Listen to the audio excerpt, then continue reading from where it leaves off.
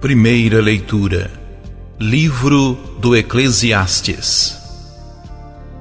Tudo tem seu tempo. Há um momento oportuno para tudo que acontece debaixo do céu. Tempo de nascer e tempo de morrer. Tempo de plantar e tempo de colher a planta. Tempo de matar e tempo de salvar. Tempo de destruir e tempo de construir. Tempo de chorar e tempo de rir. Tempo de lamentar e tempo de dançar. Tempo de atirar pedras e tempo de as amontoar. Tempo de abraçar e tempo de se separar. Tempo de buscar e tempo de perder. Tempo de guardar e tempo de esbanjar. Tempo de rasgar e tempo de costurar. Tempo de calar e tempo de falar. Tempo de amar e tempo de odiar. Tempo de guerra e tempo de paz. Que proveito tira o trabalhador de seu esforço? Observei a tarefa que Deus impôs aos homens para que nela se ocupassem. As coisas que ele fez são todas boas no tempo oportuno.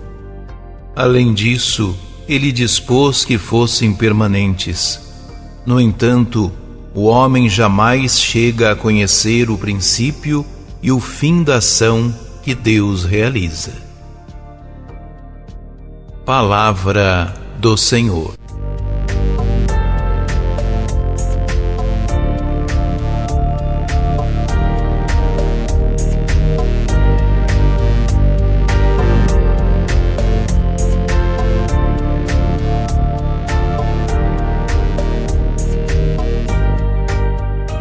Ao contemplar a existência humana e toda sua complexidade, o autor do Eclesiastes medita sobre esse grande enigma que é a vida.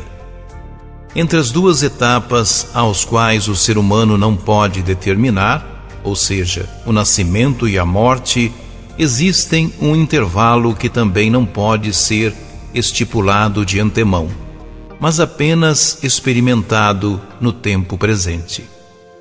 O tempo vai sendo desvelado a partir do momento em que se esvai, e há uma ordem que vai sendo estabelecida através das escolhas que fazemos.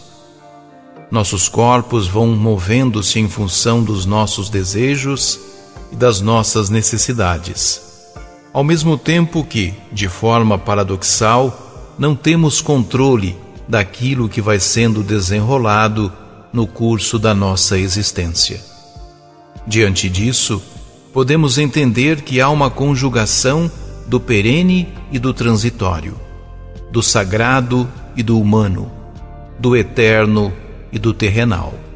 A vida é um dom divino e Deus conta com a nossa colaboração para que possamos viver esse dom de forma a experimentar o infinito na nossa finitude.